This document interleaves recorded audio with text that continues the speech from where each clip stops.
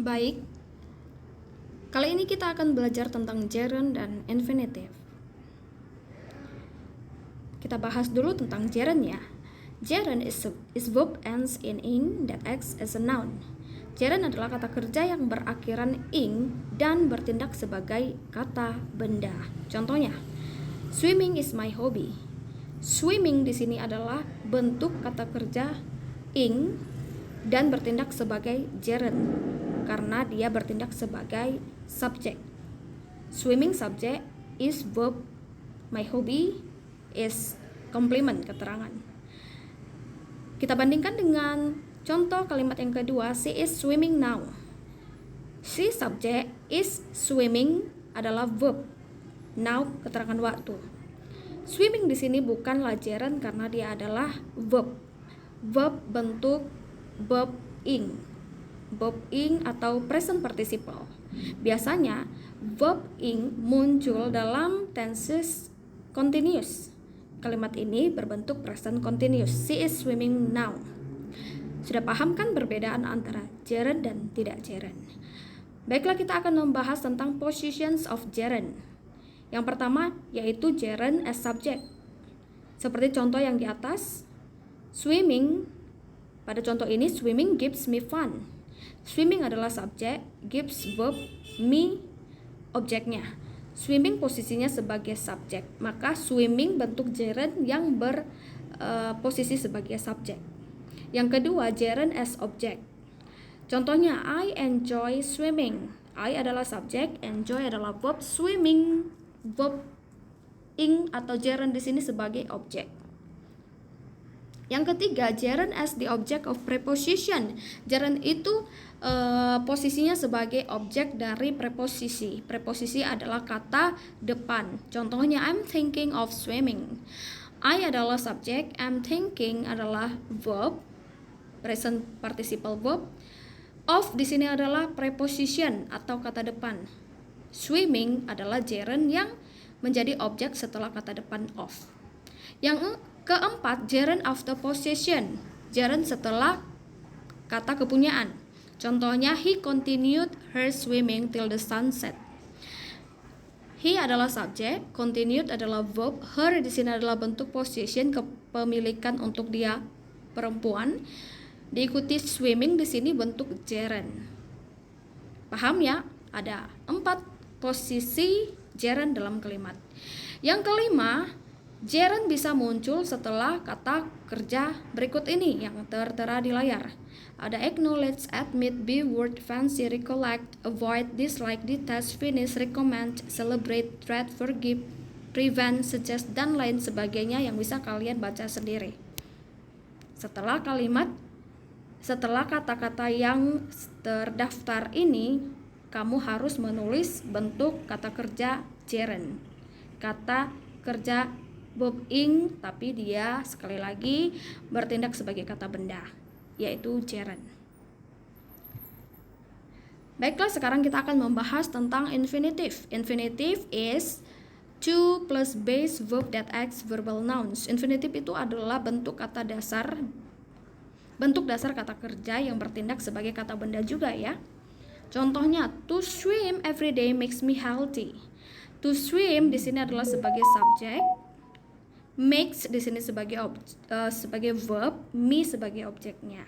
Jadi infinitive juga bisa bertindak sebagai subjek ya, karena dia berbentuk noun. Subjek itu selalu berbentuk noun. Oke, when to use infinitive? Kapan kita menggunakan infinitive? Yang pertama yaitu after adjectives, setelah kata sifat. Contohnya, he is glad to see me.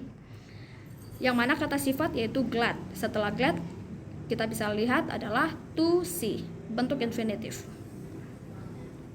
Yang kedua adalah infinitive boleh muncul setelah kata kerja berikut ini yang ada di daftar yang sudah saya daftar ini, yaitu agree, appear, arrange, ask, attempt, beg, can't, afford, can't, wait, choose, claim, dan lain sebagainya yang bisa kalian lihat sendiri ya. Baiklah, ada kata kerja tertentu yang dapat yang dapat diikuti oleh gerund ataupun infinitif dan maknanya tidak berubah. Kata kerja tersebut adalah begin, can't, bear, can't stand, continue, hate, like, love, prefer, propose, start. Contohnya kita ambil kata kerja hates. She hates sleeping late. Setelah hates diikuti gerund, atau she hates to sleep late. Setelah hates boleh juga diikuti infinitif, tidak merubah makna. Artinya dia benci tidur terlambat. Sama saja artinya ya, tidak merubah makna. Sementara itu ada juga kata kerja tertentu yang mengikuti atau yang diikuti gerund dan infinitif. Boleh gerund atau infinitif, namun akan ada perubahan makna. Kata kerja tersebut adalah forget, gone, quit, regret, remember, stop, dan try. Boleh diikuti keduanya, gerund atau infinitif, namun maknanya berbeda. Kita bahas satu persatu ya. I forgot to meet him. Setelah forgot infinitif, ini artinya dia lupa untuk bertemu dengan dia. Jadi dia tidak bertemu karena dia lupa. Sementara kalau I forgot meeting him dengan gerund, artinya dia lupa kalau dia sudah pernah ketemu dia, memorinya hilang gitu kalau dia sudah pernah ketemu dia. Oke, berbeda makna kan? Gone, he went on to learn English. Setelah go on atau went on, bentuk verb to-nya go, boleh diikuti infinitif jikalau artinya dia terus melakukan sesuatu supaya dia bisa belajar bahasa Inggris. Yang kedua, he went on learning English, artinya dia terus belajar bahasa Inggris sekalipun ada gangguan di lingkungannya atau di sekitarnya. Oke, sekarang quit. She quit to work here, artinya dia berhenti bekerja di perusahaan A untuk bekerja di sini. Dia berhenti pekerjaan yang dulu supaya bisa bekerja di sini, itu artinya. Sementara she quit working here, dia berhenti bekerja di sini. Oke. Regret. I regret to tell you that I can help you. Saya menyesal memberitahu kamu bahwa saya dapat menolong kamu. Jadi dia mengatakan saya menyesal untuk berkata padanya. Dia menyesal mengatakan itu, mengatakan bahwa dia bisa membantu kamu. Sementara I regret promising to help you, dia menyesali akan janjinya untuk menolong kamu. Remember, I remember to visit my grandma. Artinya saya ingat untuk mengunjungi nenek saya. Jadi dia ingat dulu kemudian mengunjungi neneknya. Yang kedua, I remembered visiting my grandma. Artinya dia mengingat, ada memori tertinggal ya, dia masih mengingat bahwa dia pernah mengunjungi neneknya. Stop. I stop to call you. Saya berhenti melakukan aktivitas saya supaya saya bisa menelepon kamu. I stop calling you artinya saya berhenti untuk nelpon kamu. Mungkin saya dan dia ada masalah, sedang bertengkar, jadi saya tidak menelepon kamu. Itu artinya. Try. I tried to open the window. Saya mencoba untuk membuka jendela ini. Saya mencoba mungkin jendela ini sulit untuk dibuka, jadi saya sedang berusaha untuk membuka jendela. Yang kedua, I tried opening the window. Saya mencoba membuka jendela ini kalau ini menjadi solusi supaya ruangan ini tidak panas. Itu artinya.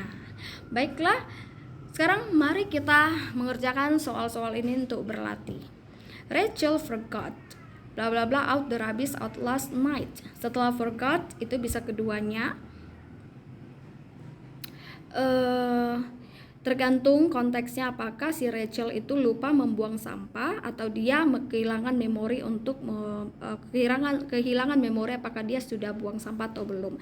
Kalau dia lupa buang sampah berarti harus infinitive to take. Kalau dia tidak ingat apakah dia sudah buang sampah berarti gerund taking.